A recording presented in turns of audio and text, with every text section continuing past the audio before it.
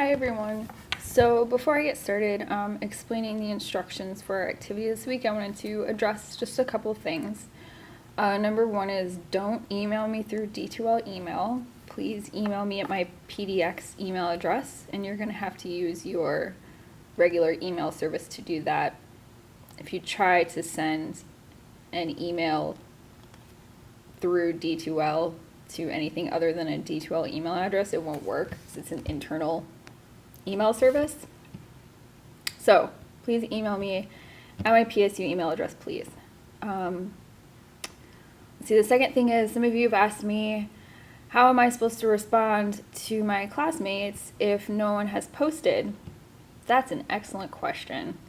Part of the purpose of mentor session is to learn time management skills and also to be responsive and respectful to a community of your peers. So your peers are relying on you for their grade, and you're relying on them, at least in part. So you need to make your initial post early in the week. That's the only way this is going to work. And on top of that, I'm expecting you to respond to your classmates, who respond to you, because we are having a discussion. This isn't just I do the activity and throw it out there and it's done. No, we're having a discussion because this is taking place of us meeting face to face. So this needs to be interactive. It's part of your grade.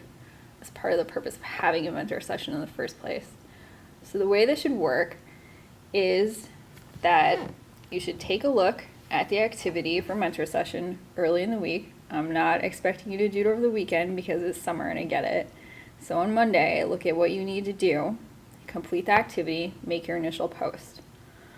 Throughout the week, every day until Thursday when it's due, just check in. You've got to come back to D2L anyway to do your posting for main session. So just check in real quick, see if anyone's posted, respond to them. See if anyone has responded to you. If they've asked you a question, answer them.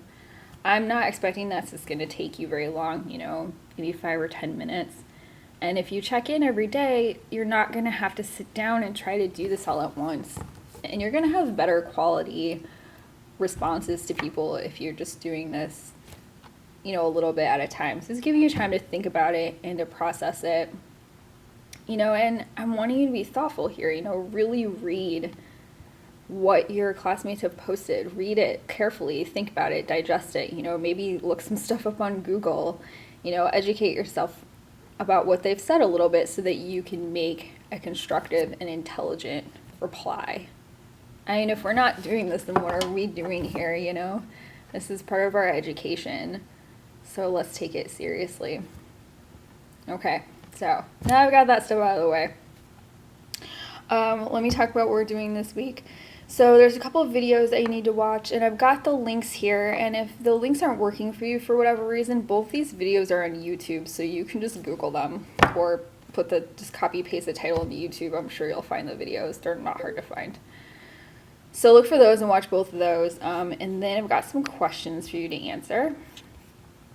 And so the questions are, if you speak any of the languages that are featured in the second video, how are the lyrics different in English than they are in the particular language that you speak? And if you don't speak any of the featured Asian languages, try to pick 3 words from the English version and find the equivalent words in their respective Asian languages. And I'd like you to pick 3 different languages to do this for, so 1 word for each different language, essentially. And so you might need to look some stuff up for this, but we've got Google. We know how to use it. So you're going to have to listen to those sections of the song. Say, I'm going to listen for the word man in the Mandarin section of the song. And so try to pick it out and see if you're able to do that. And it's just kind of a fun activity, and it really makes you try to listen to the song and listen to the words.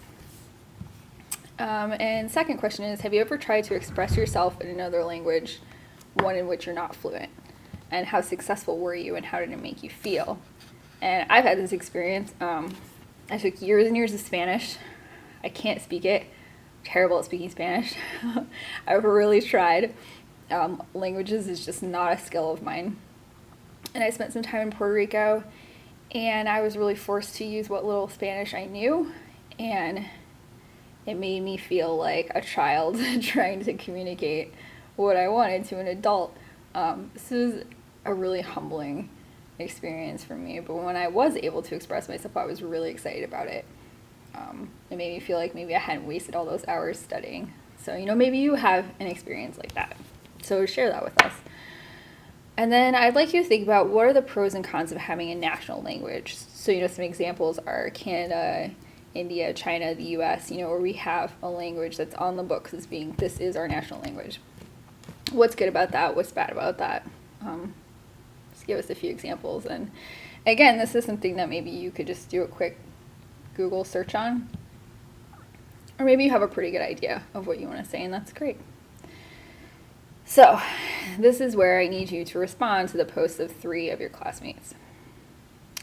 And make your post should be about, your response to them should be about a paragraph in length. And again, more than I agree or I disagree. I would dig a little bit deeper than that. You should have plenty to respond to because I've asked you to answer 3 questions here.